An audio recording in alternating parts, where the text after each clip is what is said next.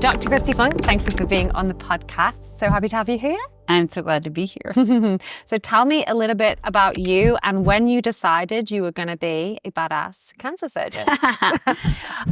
This was a work in progress. So I started out in undergrad at Stanford University, majoring in psychology and super interested in drama. Okay. And I thought I was going to use drama in the realm of children's rehabilitation and recovery from trauma or illness. So kind of psychodrama to help them get in touch with, the unspoken root cause of frustration, recovery. Anyway, I had a whole plan and that got derailed because one night I had an epiphany, an inaudible voice, like thought that overtook my mind, and I could not shake it to the point where I just had to be like, okay, God, can you be any louder? I get it.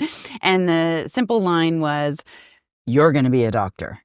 And I was like, thought maybe I'd derail from psychologist to actress or something. Not to doctor. Maybe I'm going to marry one. I don't think I'm going to be one. And I kind of tried to stuff this thought that was so intrusive. I was studying for a final and couldn't shake the thought. I had already planned 2 days later to be on a plane to Africa for the whole summer.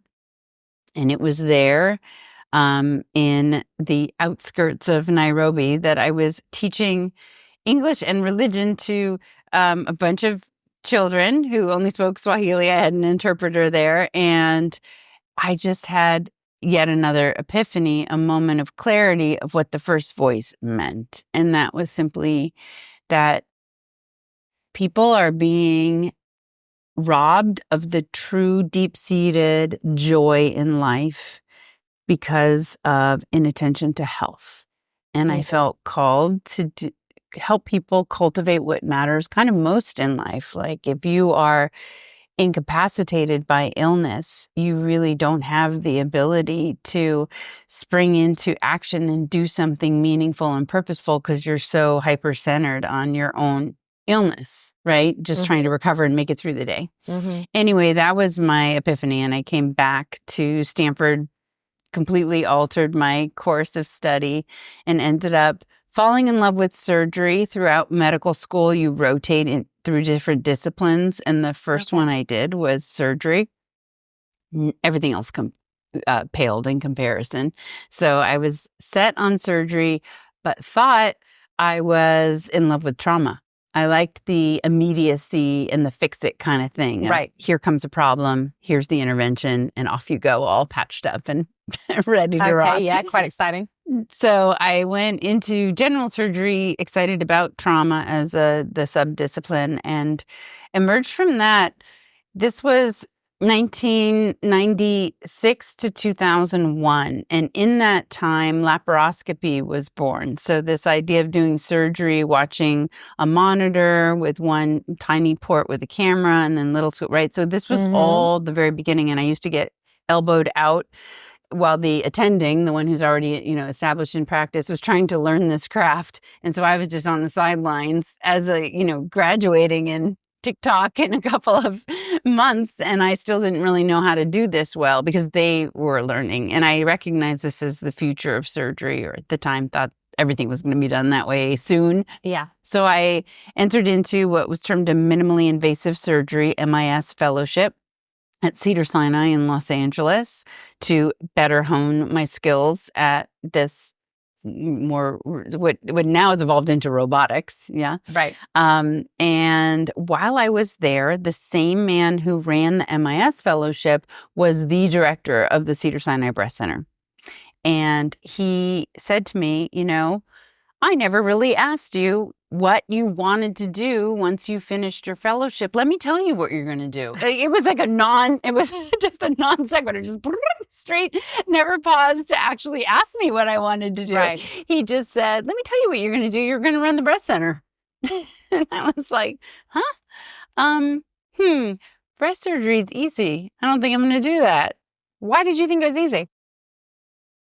Because relative to putting your heart on bypass, taking out your colon and hooking it back up, and other things that I had been highly trained to do and was pretty darn good at it through my residency. I learned this skill set that is way too much for the skill set involved in breast surgery. Okay. So this also, mind you, was 2001. Breast wasn't really its own subspecialty. There were very few breast surgeons. If they were breast surgeons, they always seemed to combine it with endocrine surgery and did like thyroids and breast. And Right. yeah, it wasn't really, there weren't people who just were doing this. There were very few fellowships in surgical breast oncology at the time. So to me, it was like, well, I didn't just spend the last 5 years giving my entire life away to do breast surgery. Anyway, I got over that. I had to recognize that it was very prideful of me to think that way. And certainly I could make things technically more challenging if that's what I needed, was a technical challenge. The emotional challenge that a woman faces when diagnosed is anything but easy. Right. And I quickly realized that maybe I had a gift and a passion for coming alongside a woman in this dark moment where things seemed so helpless, and shine a little light and be a guide through this storm so that she could emerge relatively unscathed, certainly changed for the better, and ready to learn from the lessons of cancer and approach life in a fresh new way. And so I got really excited about that opportunity, and the doctor had generously given me until Friday to figure out if I wanted to alter my When was this, like destiny. Thursday, 5 p.m.? Yeah, exactly. Yeah. No, I think it was a Tuesday. So I had a few days, and in that time I really did do this introspection and prayer and thoughtful like contemplation of my future. And I took him up on the offer. So I changed course yet again and did a fellowship in surgical breast oncology, and I'm so glad I did, because I love waking up every day. I have such an interest and passion and excitement for what I'm doing. There's never a day that I wake up and I have to go to work. Yeah, well, you radiate an enthusiasm for it. And I'm sure there are countless women who are incredibly grateful that you made that choice. Thank you. And what's nice is that, you started out your college education with this kind of intuition that you were supposed to help people through a trauma. And in a way, you've been able to combine helping people medically, but also helping people, like you said, at a very traumatic period of their life through your empathy and your compassion for them, as well as with your expertise. Thank you. You brought that all full circle for me. Yeah. Now it feels complete. You tell yourself. It was like, what a beautiful circle. I like it. Thank you.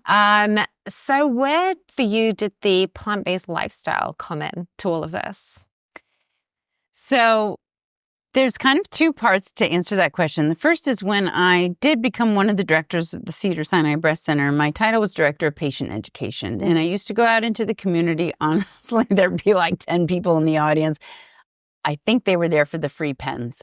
And I was like, I gotta like get some pizzazz going, because I realized quickly people don't want to know about breast cancer and their choices to navigate through it unless they have it, or their loved one or BFF has it. Right. So unless it's an immediate, like, lumpectomy or mastectomy, do I do chemo or not? Unless you're in the throes of making these big decisions, you don't want to know about that. No, it's a bit of a morose topic for most. Indeed. So I started digging through diet and lifestyle literature as it pertains to breast cancer, and kind of got myself all jazzed about, like, did you know that 3 cups of green tea can cut breast cancer risk in half? Yeah. What? I did not. That is true. Did you know that a squeeze of lemon in that tea will bump the antioxidant content 5-fold? I did not. Okay, give me some lemon. It's true fact. So I started to pepper in these tidbits into my lecture because it created actionable change and perked up the people in the back, like, what you talking about? This is something I can do. People like to feel empowered, like there's something they can do, like cancer isn't just this thing that happens. It's actually, a lot of it is within our control. Absolutely. And that is one of my favorite sort of shocking, empowering things to enlighten women with, is that you have so much more control over this disease than you're led to believe. Every time you live fork to mouth, every time you chew and swallow down something, drink something, move or don't move, forgive or don't forgive, even, touch or don't touch when we're talking about certain toxicities. There's so much that you can improve upon in your life because people feel like it's either genetics or fate and end of story. Right. But that doesn't leave you with anything really to do except what you're told to do. Surgery, radiation, chemotherapy, antiestrogens, all the things that we can throw at you quite successfully for the most part to help cure this cancer isn't the end of the path. And I'm so excited now to be able to offer women something actionable that they can bring into their everyday that makes them feel somehow a bit more shielded against recurrence or dying from this disease that goes beyond the Western medicine staples. Yeah. And because this isn't something that women have been, taught for decades, because it seems like a fairly new concept that diet would, would impact our health outcomes, even though, it seems such a sensible thing.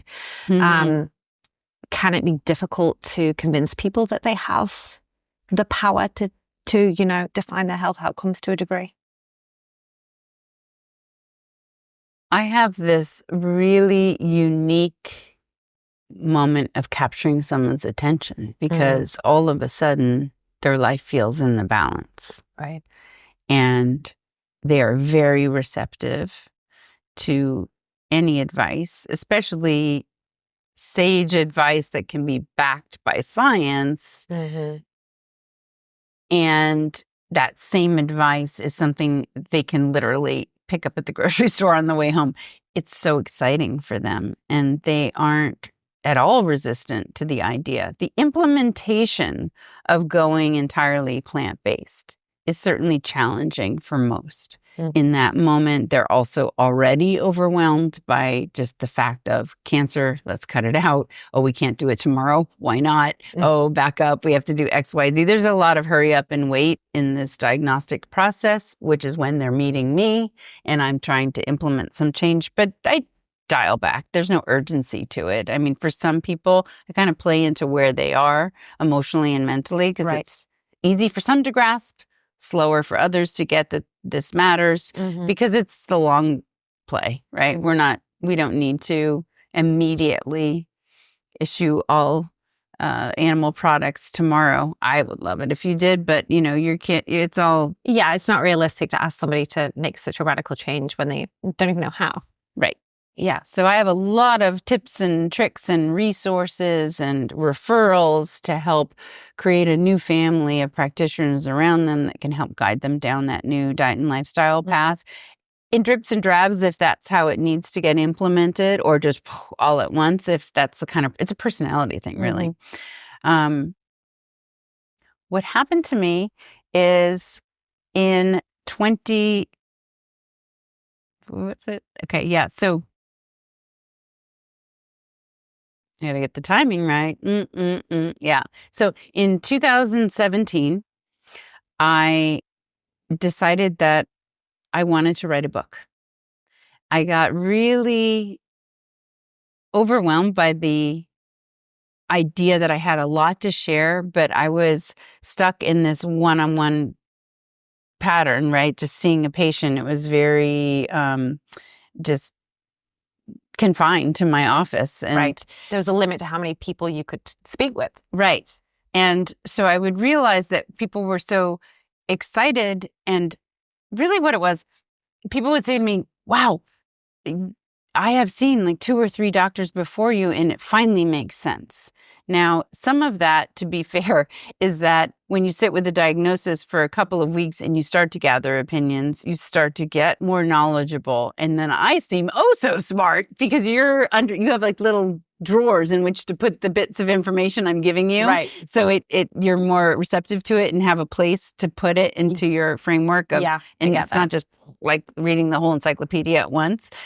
So I seem smarter than other people when they meet me. And the other advantage, there was a study actually that showed that patients stick with their second or third opinion like 90+% of the time. Okay. And I think some of it is that those people seem like they're communicating better. They may or may not. It's just, like I said, they already understand the process and they can. The second thing is they've gathered more of the information. So they already have maybe their MRI, their PET CT, the tumor markers that I need to help guide our next steps, right? If you find someone the day after they receive their biopsy, they don't have any of this extra information you need to create a solid plan forward. Yeah. So if you're the third opinion, they already have gathered all this stuff and you just seem like, so put together with your ideas. Yeah. I mean, the same applies to vegan advocacy. I always say if you're in the street and somebody passing for the first time, here's you trying to throw a load of information at them about what veganism is, they're just going to feel overwhelmed. But if you give them a little snippet, you plant a seed and then allow them to come back and get a bit more at a time, then it's going to start to make more sense and they're going to be more receptive to the information. But yeah, you can't just throw everything at somebody who has like no base level of understanding. Exactly. Yeah. That's a great and perfect analogy. Yeah. So in 2017, I decided to write a book so that I could better educate larger numbers of people so they could essentially have access to my method in which I sit down and say, look, here's breast cancer. Here are all the different ways we can treat it. Now we're going to hone in on your type specifically and create a solid plan that feels good to you. And I was able to write that in book form so that you don't even have to see me to be able to figure out with clarity what your next steps should be. Right. That's where I started. Then when I got the contract with HarperCollins, my book agent and I had created a bigger outline that included, so the cancer, you're diagnosed, here's what you need to know and to do about it, turned into 2 out of 10 chapters. So the other 80% of the book became all about empowerment, about understanding and busting myths around breast cancer. And a lot of those myths have to do with environmental toxicities and underwire bras and deodorant and things like that. And when I then got into here's what you should eat and here's what you should not eat, I dove into nutritional science for the very first time in my life. For the very first time in my life. Which is shocking for somebody who has studied how to make people well for so long. Shocking and actually enraging. I was so upset, really, when I found out how clear and rock solid the science is, showing not only how detrimental and how damaging in terms of everything, elevating bad estrogens and growth hormones and angiogenesis and free radical formation and creating cell damage and leading to all of our major killers, eating animal protein is. That's like the worst sentence ever. We're going to edit that back so it makes more sense. Yeah. So I was shocked. I was furious, actually, when I dove into nutritional science and realized that there's like rock solid research coming out of JAMA, Lancet, New England Journal of Medicine, right? We're not talking Leafy Green magazine here, people. We're talking these reputable journals, peer-reviewed articles, studies showing that animal protein is clearly one of the major root causes of all of the illnesses that we encounter. And not only is that a causative problem, the solution, like what are you going to eat instead, which would be plants, fruits and vegetables, legumes, whole grains, all of these healthy fats, right? These foods, they're not just, okay, this is my new sustenance so I don't die. They're powerhouses of anti-everything bad, right? Anti-inflammatory, anti-bad growth hormones, anti-angiogenesis, which would be the blood flow that cancers always need to grow. Right. Antioxidants, right? It's all about oxidative stress and this battle inside of us of oxidants, which ultimately lead to cell damage, immune system dysfunction, and the ability to lay down problems, plaque in arteries, fat around your internal organs, cancerous cells that then can grow and multiply, on and on, right? Right. Blown away. I went into this research simply to prove one thing, that the Mediterranean diet is the best way to eat. I just kind of was selfishly proving with science, or so I was trying to, that the way I ate was oh so correct. Right? Which would be very convenient, right? Right? Everybody wants that. And they're all looking, like you say, for the science that supports what they want to know. I went into the science, I want to say open-minded. I was expecting the science to corroborate what I already believed just naturally. Where did I get my science, my knowledge, my decision-making? Literally from fad diets. I was a kid growing up in the 80s, all right? I was a teenager when bread, pasta, rice, and potatoes made you fat, and I avoided all those carbs like the plague. I became vegetarian when I was 10 years old. Why? Because I did whatever my sister did. My sister was 12 years older than I am. So at 10, she was 22. She became vegetarian. So did I, because I just looked up to everything she said and did. Yeah. When I was 16, she reverted back to meat. And to prove that I was a woman with her own thoughts and decision-making capabilities, I stayed vegetarian. And that's where I parked it, believe it or not, until my 4th year of surgical residency. So I'm 29 years old. Everyone was doing the Atkins. And I was like, hey guys, we're all getting a little bit like fluffy because we're busy and we're not taking care of ourselves. This was pre-residency hour restrictions, by the way, just a little throwback to the days where you literally could legally be made to work 130 hours a week. It was insane. However, it left no time for self-care, right? So I said, hey, everybody, let's do the Atkins. Yeah, I remember that's like an orange book. It was like an orange covered book, or the edition that my mom carried around like the Bible was. Right. And she was even telling me, an impressionable young child, you know, you want to be careful because if you eat too much pasta, too much bread, you'll get fat. And that was kind of the only health advice most of us got growing up, right? Was that fat isn't healthy and thin is good. And that's all that matters in relation to what you put in your body. Very sad and true. So off we went. I had about 10 people like, all right, let's do it. And I had these little strips that I would pee on to make sure I was ketotic. The challenge was, well, we just took them out of the cabinet. We were in a hospital after all. So about 10 people were like, yeah, let's do it. And 5 of us ended up finishing the month as a challenge. And so here's what happened to me. I was a vegetarian. Now I was trying to really avoid carb.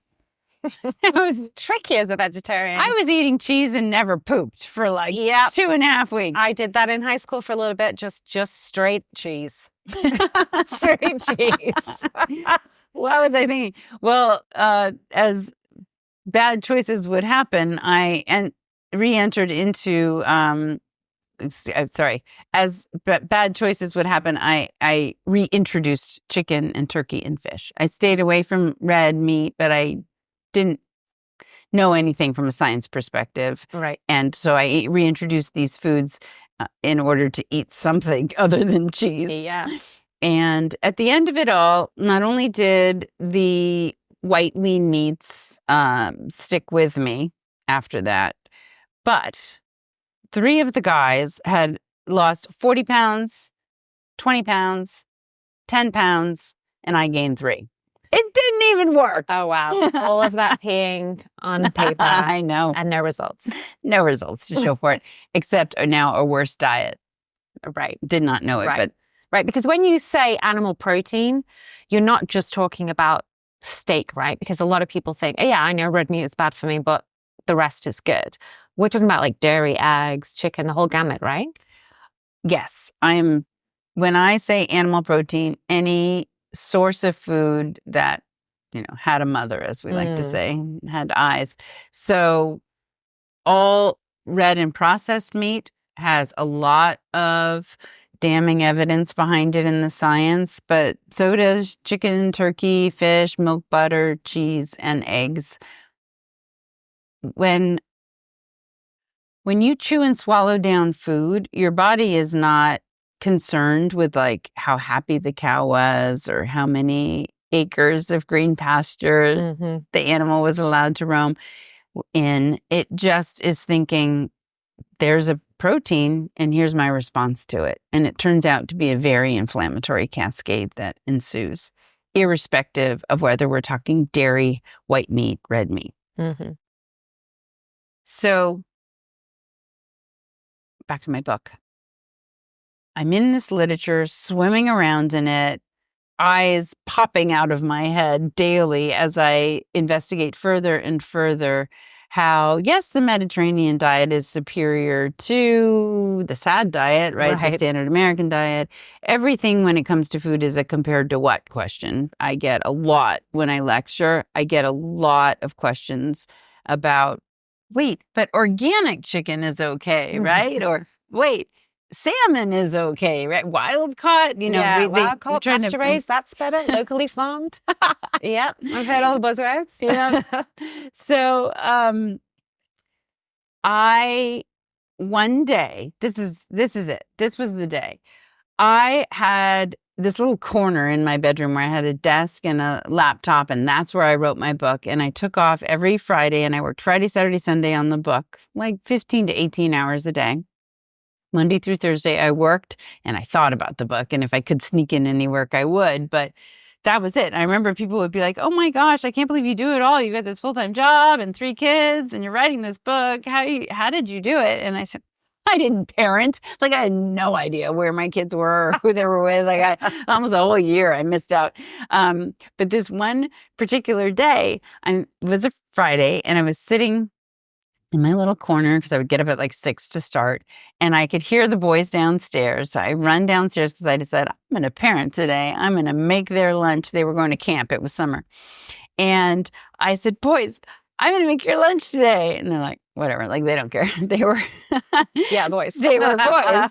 And at this time, it was the summer between 1st and 2nd grade. And they had just turned 8 years old. Couple days before this.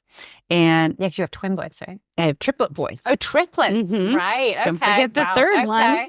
I knew you had 3, but I didn't realize that. Yeah. Okay. Yeah. So this is funny because we've been talking about how we ate in the 80s and avoided certain foods. So like any loving good parent, I was passing on my carbohydrate phobia to my children. So here is the lunch that I packed that day. I will never forget this as long as I live. So I had tons of organic sliced turkey breast, deli meat, right? Okay, mm-hmm. Deli meat, yeah. Mm-hmm. Mm-hmm. And I wrapped it around a mozzarella stick. Oh. And then I took all of that and wrapped it into lettuce. Uh-huh. Tucked it in there. Atkins would be proud. So proud of me. So proud. No bread. And then I don't remember what the rest of it was. Probably chopped up fruit and some veggies. Like, I mean, the rest, I was still like obsessed with fruits and vegetables. I just had a lot of lean meats, chicken, turkey, fish, right? Mm-hmm. Lots of fruits and veggies. And that was my life because it was don't be fat, be thin. Like the focus was. So I wasn't eating like high fat or highly processed foods either. Right. Off they go to camp.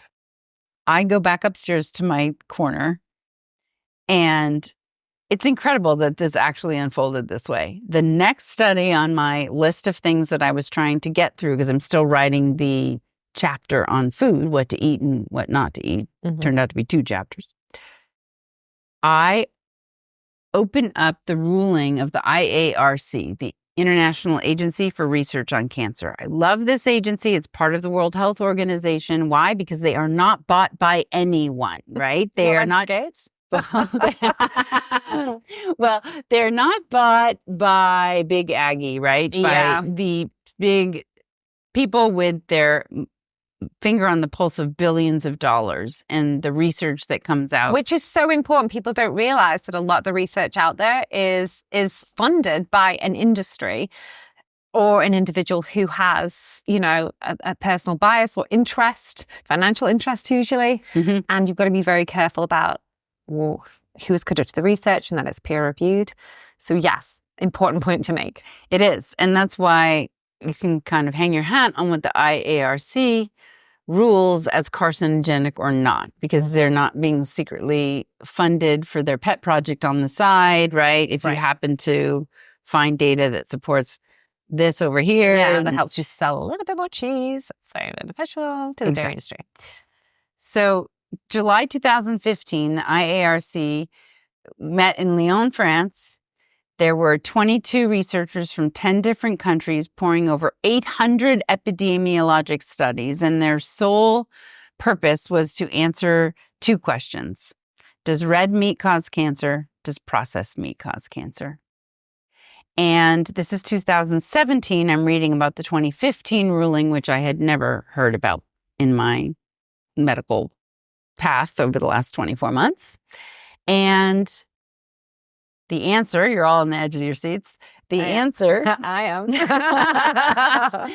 is that red meat is probably carcinogenic to humans, but all processed meat is absolutely carcinogenic to humans.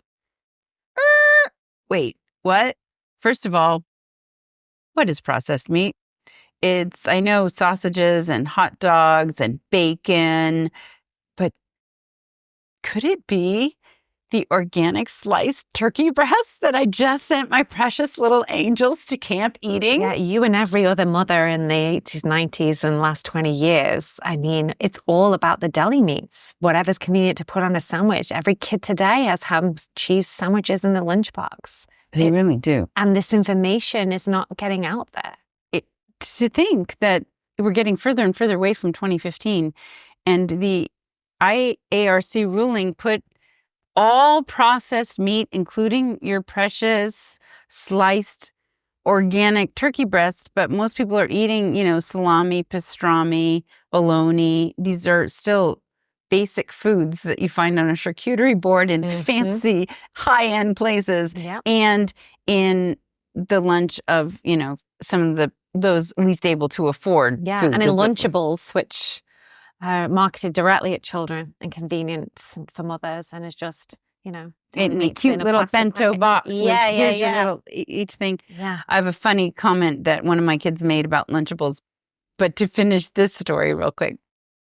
So the Class 1 carcinogen ranking of all processed meat also has within that category plutonium, asbestos, cigarettes, alcohol. All right. So I truly had to Google to figure out if the processed meat, I truly Googled to figure out if the meat I just sent my kids to camp with was processed. I wasn't sure. And lo and behold, yes. Yes, in fact, it was. So I'm like, great. I could have just rolled up a fresh cigarette instead. Like, right. I just do. Right. Or put them in a room of asbestos. Totally. Like, shave the popcorn, let it fall. Yeah.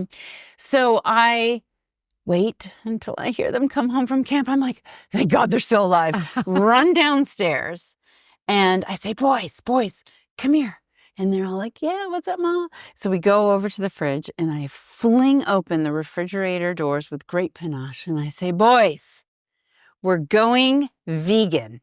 Oh, wow. And they said, yeah. Really? What is vegan? I was going to say, they mustn't have known what you meant. I had no idea. And so that very day, I decided I would take off. You have to realize it's a huge sacrifice. Like, I wasn't doing anything but writing, working. I would try to work out. I would wake up and put my clothes on to work out, and then I would take them off to go to bed because I never did work out, right? Like, I had the best of intentions. But this was an all-consuming endeavor to write this book and maintain my practice. So to take off the whole day to teach my children why we're going vegan was a huge sacrifice on my part. I'm kidding. But first thing we did, I said, let's find everything in this refrigerator that has to do with animal products, and we're going to put it in these bags. We filled up 4 typical paper grocery bags to the brim. I had like this ridiculously expensive salmon fillet that I had just bought because we barbecued every single Sunday. We had like 15 to 20 people over, bestest of friends and my close family. Like, every Sunday. That was what we did. We to share barbecued your salmon. carcinogens with them. Yeah. That's what you do with friends. If you really love them, Mm-hmm. you share everything. Yeah. So I had salmon, a bunch of organic, skinless, boneless chicken breast. But then we got into my therapy drawer. There was a chunk of cheese that would be like the 5-year aged Gouda, the Manchego that the boys knew they couldn't eat because it was too expensive. Yes. Right. Yes. And yours. So off that went into the bag. Then we opened the freezer. Shock and awe. Look at these ingredients. There's milk and cheese stuck into the organic veggie patty that I just never would have thought had that, but it does. No, And everything has milk tucked in there. even like non-fat powder of milk, Right. condensed milk, but like it has so many sneaky things that are, so off, everything went into these bags. We filled 4 bags to the brim. We took them immediately to my parents who lived a mile away and said, here, it's too late for you. See a theme here. Is that right? I'm like, it's too late for you. And because my parents are thankfully still alive, they're 90 and 94. So at the time they were, old, but they are depression babies. And I just knew that my mom would never speak to me again, probably for real, if she had found out that I threw away 4 grocery bags filled with perfectly good carcinogenic food. Yeah. Of course. So I gave it to her. And then we went home and cuddled up on the couch and we watched Cowspiracy. Mm-hmm. We watched What the Health. And we watched Forks Over Knives. Not consecutively in that same night, but in the next 5 nights. Like I made a point, like we're going to watch these together. I had not seen these films, so I wasn't entirely sure what I was going to find. And I was delighted with Cowspiracy was the one that got me. That was the moment for me when I was like, right, I'm going vegan. That's it. And then I followed that with What the Health. Mm-hmm. And unfortunately, I followed that with Earthlings, which, is too much for most children, but it stays with you a very long time.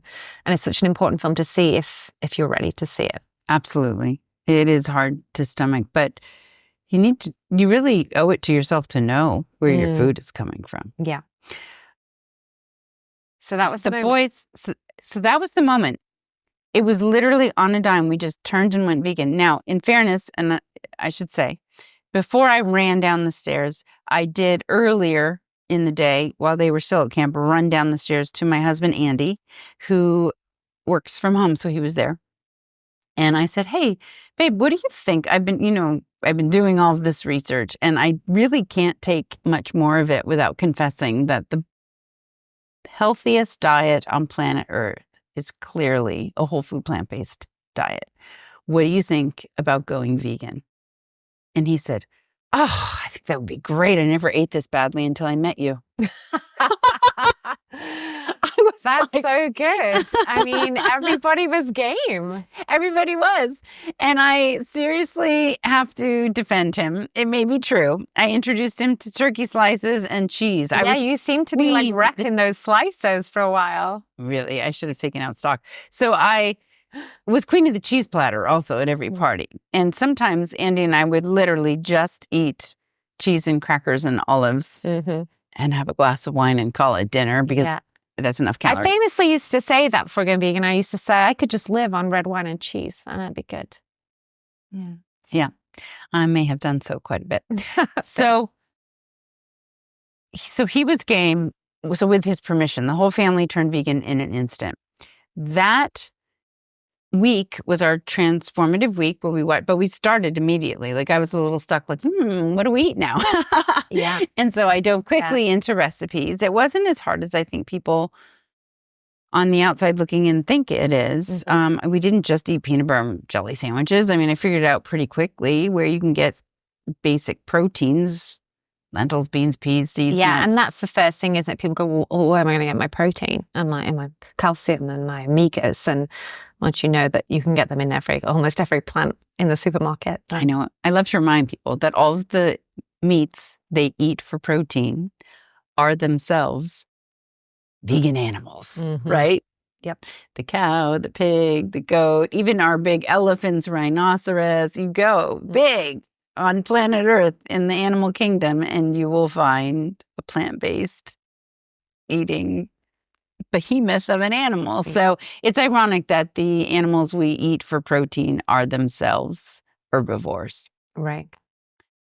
The boys immediately took to this way of eating. Granted, they were at an impressionable age, and I would say what they understood really blew my mind. They came back from school and they'd say, "Mom, Jennifer has Lunchables every single day. She's so going to get diabetes." Or one time, I'll never forget this because it just almost, I don't know if I can relay it in a way that that will make it sound as poignant as it was for me. But Justin and I were shopping at Whole Foods probably just 3 weeks after we went plant-based. And if you've ever been at Whole Foods, they have a gorgeous ode to cheese in the center of most of their stores, right? With more cheese from around the world than you could ever envision in one place. And there it is. And so I was off in some part of the store and Justin's like tugging on me, "Mom, mom, mom, mom, mom, mom, mom." You know how they do when they're that young. And I'm like, "Yeah, honey, hold on. I'm like getting something. And then I bring the car. I'm like, "Yes, what? And we go over and he pulls me. And he stands and he just looks at this mountain of cheese. And I'm like, "Yes." And he says, and he leans over and he goes, "They don't know." Oh. It just really moved me. Yeah. It's impressive too, because it's a struggle that so many parents have to positively influence our children at impressionable ages. And sometimes we do, and sometimes we don't, and sometimes we temporarily do. But often children will want to rebel. I mean, how lucky you were to have boys that truly saw your teachings for what it was, which was just an honest way to help them be as healthy and live as long as they possibly could. I came to understand plant-based eating as the healthiest diet possible on planet Earth for all of your cells to hopefully avoid all of life's major killers. So not just cancer, but heart disease, strokes, diabetes, Alzheimer's, obesity, things that don't necessarily take your life, but destroy the joy in it. Anxiety and depression, rheumatoid arthritis, other aches and pains that are bulked into autoimmune diseases, even just acne, right? That could a pimple on the end of your nose can really ruin your day. Absolutely. So I was excited to be able to introduce a way of eating that I knew would empower my kids and set them up for the healthiest life going forward, should they choose to stay on this path of vegan eating. What I didn't directly teach, but indirectly did through watching documentaries and then just bringing it up in conversation as we became a truly vegan family and months turned into years, was our decreasing carbon footprint, how we were positively affecting the environment and doing a small but definite part in limiting our effect on global warming, and also bringing into the picture the animals themselves and how grotesque and horrific and cruel their treatment is from birth to death. And the boys get it. So they really have embraced that their way of life impacts not just themselves fairly selfishly, but it immediately has a ripple effect on community and worldwide planetary health. Mm-hmm. And of course, all of the animals that we share this world with, of which there should be far, far, far, far fewer, since there are 3 animals on Earth for every 1 human, those 3 being specifically here to feed people. Yeah, It's absolutely. an insane number. It is. And, although I understand and think it's fair to ask what can veganism or a plant-based lifestyle do for me, it is, like you say, really important to understand what a vegan lifestyle can do for others.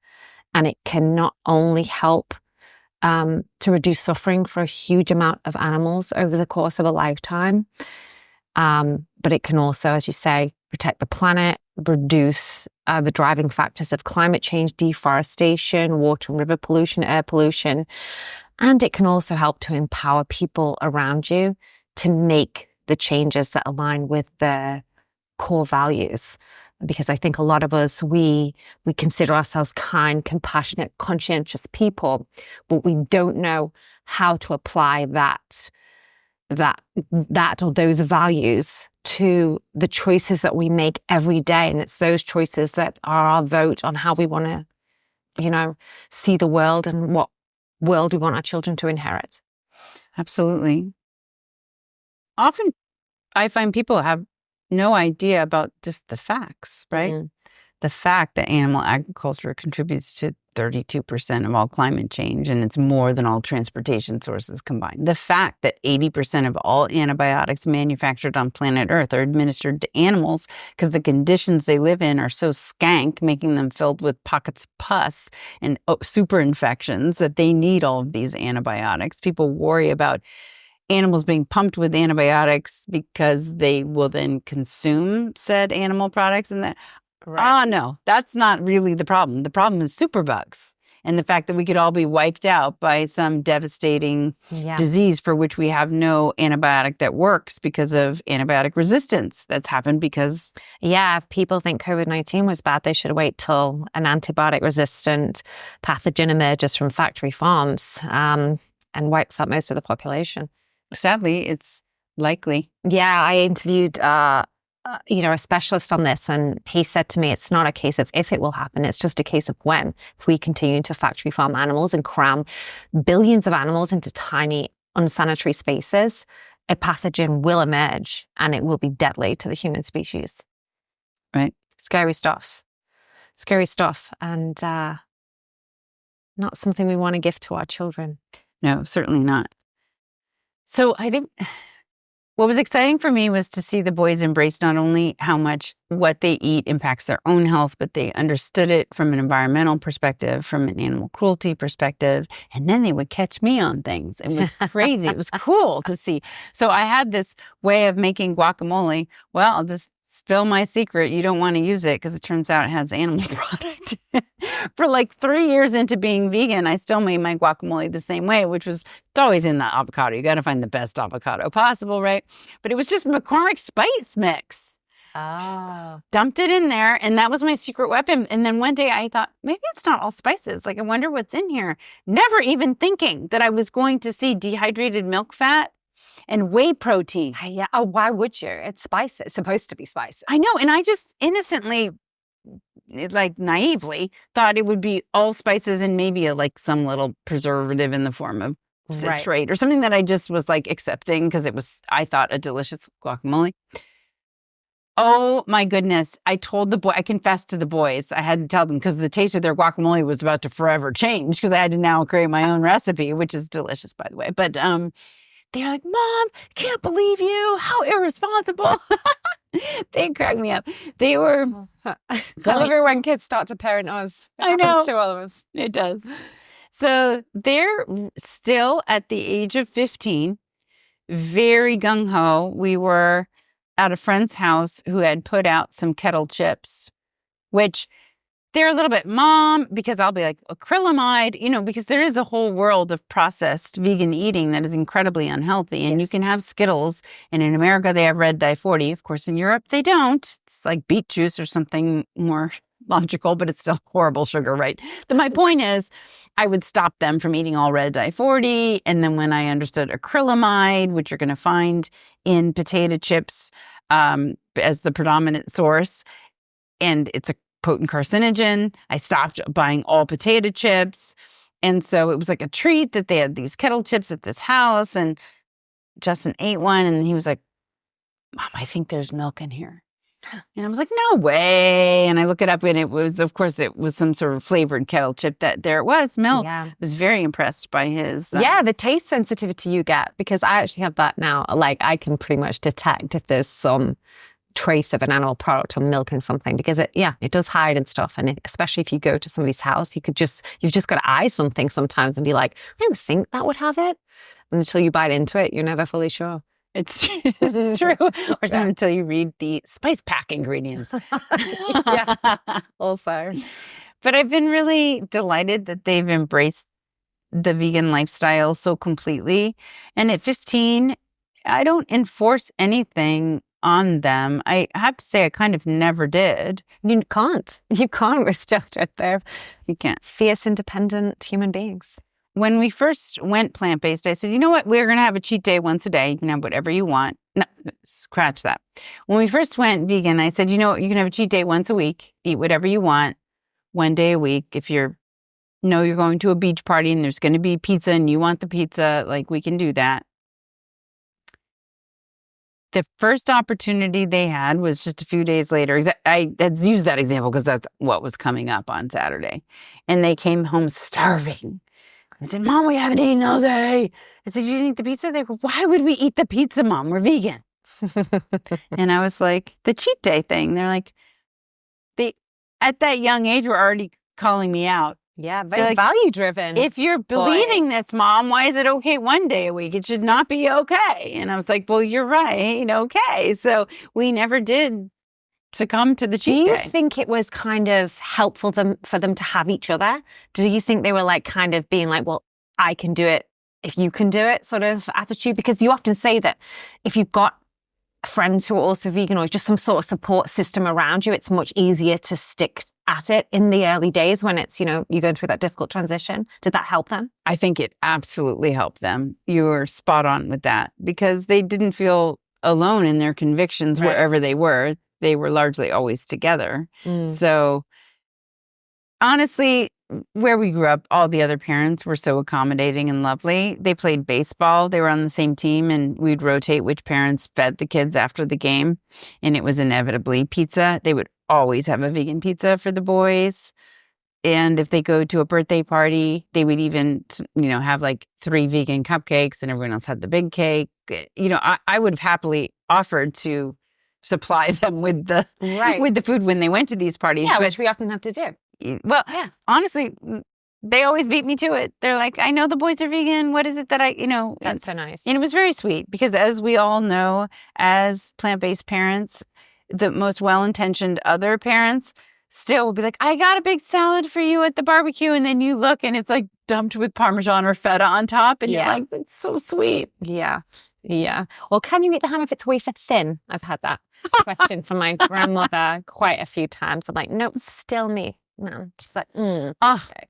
Before, when we first turned vegan, my parents were much more functional. They've turned the corner. But my mom had made dinner and we went over and she said, I made something that's all vegan. You're going to love it. And I could just smell that the vegetables were sauteed in butter. Yeah. And what do you do in that situation? I say, Mom, did you do this with butter? Yes, I did, honey. Did you crush her? Mom, we can't have it. I did crush her. Oh, that's me. You know what I mean? Pretty ruthless. I don't know if I could have done that. I just turned into my I would have had to put it in my pockets and be like, Oh.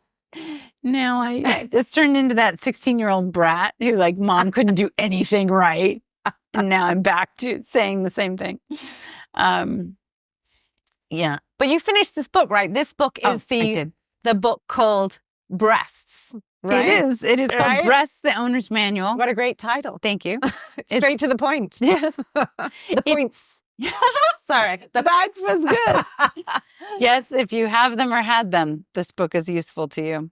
I did finish the book. It transformed my life. And the reason I was drawn to write the book, because in my head, I was never going to write one until the boys were off in their happy lands of college and beyond, and I had the time and didn't have to sacrifice some parenting. Mm-hmm.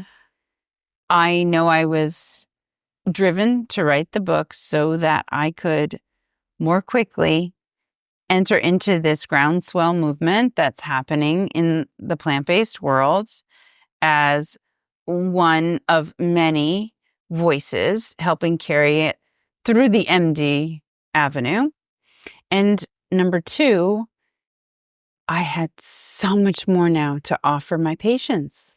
I almost feel guilty and bad for the first 18 years of practice. I'm like, I don't know what I told you, but scratch that. Here's the new plan. Yeah. Burn those pamphlets I gave you. Yes. When I said spit soy out of your mouth, oopsies. Yeah, let's address that. Let's address the soy, because I am so bored of hearing people say to me, you can't eat soy. It'll either give you boobs or give you cancer because it's full of estrogen. What is the verdict on soy? Please tell us. Okay, so again, here I am writing my book, Dive into the Soy Science, to prove with fact that, in fact, you should spit that miso out of your mouth because it's filled with estrogen. So I'm actually going in with a biased view. I'm just trying to support my own stance that soy is bad for you. Why? It's filled with phytoestrogens, phytoplant-based estrogens. Isoflavones such as genistein and daidzein are plant estrogens. I would tell my patients, your cancer, true of 80% of all breast cancers, so when it was true, your cancer is fed and fueled by estrogen. It has a little receptor on it, and when estrogen from any source hits that receptor, it's going to send a signal to the cell to multiply and divide. Do you really think that this receptor is so discriminating that it's like, oh, that came from the plants, so it will be fine for me, and this estrogen came from your ovaries, so that's going to spur me on, right? Like, can you really discriminate? I think not, my friend. You must never have soy again. Sorry if you love it, you can't have it. And I told everybody that for 18 years. Wow. Dive into the literature to prove it. Horrified, shockingly wrong, so embarrassed, because it's not just that soy is neutral, it is a literal anti-breast cancer superfood that I now advise all patients to have 2 to 3 servings of daily. So what is the truth here about the science? First of all, phytoestrogens, the isoflavones in soy, are metabolized very differently in mice than they are in humans. And it was the mouse model studies where they grafted breast cancers onto them, fed them soy, and the cancers uniformly grew. That's all I knew, and that's all probably any doctor may or may not even know, but that's where the whisperings, that's where word on the street comes from. It's from the mouse study, Right. because it did make breast cancer grow. Breast cancer grafted onto a mouse, fed soy. Turns out we have 2 estrogen receptors, 3 actually in our bodies, but 2 of interest, alpha and beta. Alpha's on the cancer. When inhabited by estrogen, it accelerates cancer growth. But beta, for which soy isoflavones have a 1,600% stronger affinity over alpha. So they zip over to beta, and when activated, beta does 2 fascinating things. It shuts alpha down, so it gets rid of the receptor to accelerate the breast cancer. And it goes out into the peripheral fat cells where you have an enzyme called aromatase that's busy all day long making new estrogen from adrenal gland steroids. So your ovary spews out estrogen directly, and your fat cells make estrogen from adrenal gland stuff.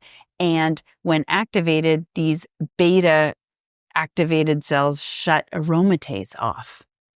So we're outcompeting estrogen to the alpha receptor. Wait, scratch that. It's not outcompeting it. So we're shutting down the alpha receptor so that your own estrogen can't get there fast enough to accelerate the cancer. And we're shutting off the secondary source of estrogen. If this is true, then human studies should show the following. And guess what? Every single human study ever done looking at soy consumption and breast cancer does in fact show the following. Somewhere between a 25 and 60% decrease in first-time cancer occurrence. So it slows the appearance of breast cancer ever happening. And in breast cancer patients, high versus low soy consumers have between 25 and 60% less recurrence and death from breast cancer. That is fascinating, because I always knew that the science supported that soy was, beneficial for our health, but I never understood how it was that it helped to prevent the growth of cancer in our bodies. And I assume then that's not just with breast cancer, that it has that positive effect on repressing other types of cancers. So there are other cancers that are hormonally mediated, uterine and prostate, for example. But when you tease out in these human studies on soy and breast cancer, the estrogen negative cancer. So 20% of cancers don't have that little receptor. They're not fed and fueled by estrogen. In fact, we don't know what they're fueled by. It's like a little bald head there. It has no surface receptors. And it's called triple negative. It's our most aggressive, most lethal subtype of breast cancer that we come across. And yet, in these same studies, when you pull out the triple negatives, they have around a 50% decrease in recurrence. So there are a lot of anti-carcinogenic properties of soy that haven't necessarily been understood in terms of the mechanisms, but it's a lot more than the estrogen connection. Wow. Okay. Wow. Yeah, big wow. So I have people soy it up without fear. And interestingly, a couple of these studies look at the timing of soy consumption and future cancer risk, and the younger the better. There's a wonderful 417 human study review by Dr. Messina that was published in 2021. And they looked at all of these human studies to define whether or not soy can be considered an endocrine disruptor. And they concluded quite definitively that it absolutely does not affect hormonal levels in women. It does not. It only positively affects breast cancer risk. Same with prostate cancer. It's kind of neutral on prostate cancer. So studies are protective. No studies are causative or worsening it, but it may fall into just being neutral with prostate.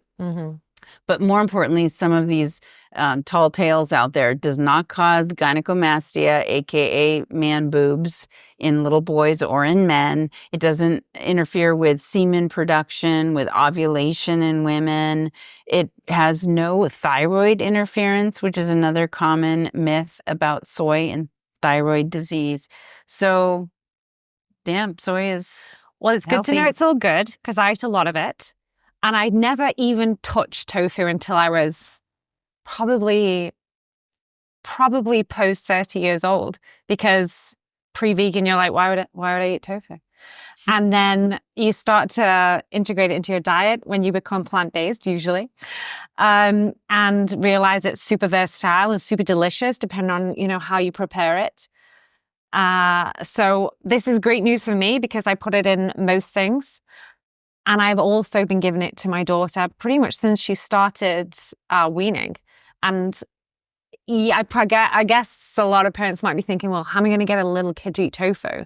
But you can blend it up in smoothies. You can finely crumble it and make a scramble. You can, mix it into things so it's not discernible if you're worried about them liking it, as opposed to maybe the normal animal protein they would normally eat. But then, yeah, once you get used to cooking tofu, it has such a neutral taste. So, I don't... True, they won't detect it it's in pretty, most things. Pretty easy. And just cubes of tofu.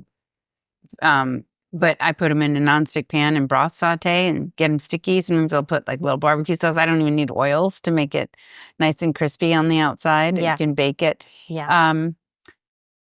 Tempeh is fermented tofu. I have not been able to get the boys to like tempeh too much.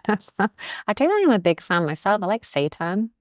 Seitan is amazing. Sorry for the celiacs out there and the gluten sensitive people, but for the rest of us, it is such like a gummy, meaty, yummy texture. I cook with it constantly. I make my Thanksgiving turkey out of it, actually. Oh, wow. Okay. Yeah. Very good. All right. Well, I have two more questions for you. One is still on this subject. One is solely on being a mom. Okay. So the first one is, this is something I get from my friends a lot, is that, well, we grew up, or our parents grew up eating loads of corned beef, processed meat, cheese, eggs, all of that stuff, and they're doing fine. So why should I worry about what I'm eating? And my thought is that, well, they're not, because numerous people get cancer and heart disease every day. It's the two of our top killers, in large part due to lifestyle choices. but maybe because somebody they know hasn't been affected, they think it's got to be harmless. What are your thoughts on that? How many medications are your parents on? I have no doubt that at least half of the people you ask will say, oh, well, they're on Lipitor for their cholesterol, and they're on Norvasc for their high blood pressure. Well, they have to take metformin for their diabetes, but they're doing great.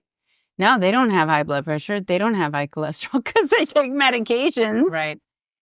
They're not healthy. They think they are because they're not dead.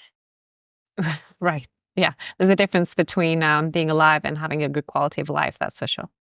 So there's lifespan and there's health span. And are there parents out there, running 5 miles a day? There's no reason why you shouldn't be 75 years old and doing a triathlon. Mm-hmm. I mean, there are reasons, and they could be some serious. What I mean to say is, if we take a page out of the rule book of the Blue Zones, if you've really lived a life that's well-rounded and predominantly, if not entirely, plant-based, and by well-rounded, I mean that you're active, you don't drink excessive alcohol, you're not overweight or obese, and you're largely plant-based, you could and should be fully autonomous, capable of making your own decisions, and fully functional not off of medications, like never having needed any medications. And except for maybe trauma-induced things that are just unlucky, you probably have never had a cancer diagnosis or high blood pressure or high cholesterol or diabetes. Mm-hmm. And the answer to your friends is that your parents have all of these things. Mm-hmm. I have no doubt you're going to be right like 80% of the time. Yeah, exactly. Okay, so here's a question for you that I have to ask. When you found out you were pregnant with not one, not two, but 3 boys, what went through your mind? There's a picture. Andy had his phone on me when they put the ultrasound probe to see. So he wasn't watching the monitor. He was watching me. And we literally have a photograph where what he doesn't know I saw was I was staring at the monitor and I saw the little black circles that look like cysts on ultrasound. Like, broop. And then I saw the other one. Broop. And I was like, okay, because my beta HCG was high. So I thought there would be 2. Okay. So I saw broop, broop. And then when it went broop and the third one came in, he got a picture of me like this. They're just my eyes are like this big. Oh my gosh, I would have passed out. That is, I mean, the chances of that as well, it's very like 1 in what? I think it's like 1 in 10,000. Yeah, I was gonna say like 1 in 10,000. Wow. Quite a handful. I sometimes don't know how I get through a day with a one 2-year-old. So, right. I cannot imagine. You are a fierce woman. Oh, thank you. Those days were just filled with so much joy. And yeah, it's funny now that they're older. Mm-hmm. They used to be the draw. Like everyone would want to come to the house because they were like a spectacle. And to see the mythical triplets. Yes. And they were joyous and fun. And it was just so delightful, and now you come over and it's like, hey, so-and-so's here. Yeah, I have a brother 5 years younger, and I remember he went through about 10 years of just grunting in response to everything. It's interesting. Yeah, boys do that. I can interpret the grunts now, though. It's like a whole language. I get it. And the amount of laundry, I mean, just on a practical level. No, it is not. When they were 10 years old, when they were 10, COVID hit, and at the time, we had a housekeeper that would come just twice a week, but she did all the laundry. Ooh. She stopped coming, and now it's been 5 years. We never got a housekeeper back. And I taught them how to do laundry, and I've never done it since. Genius. I've not done a single load of laundry for them. I just do my own. So not only are you fierce, you are also very smart. I will teach my daughter as soon as I feel she's able how to do laundry. They won't fold it or put it away. It's just a big old pile. It gets mixed up with the clean ones, dirty ones. Yeah, not even my husband knows how to fold and put away yet. So that's, I think, a battle that we maybe are going to lose. But Kristi, this was a fantastic conversation. Thank Thank you you. for sharing all of your wisdom. Thank you for sharing it in your amazing book and helping so many women, and for being here today. Really enjoyed it. Me too. Thanks for having me on.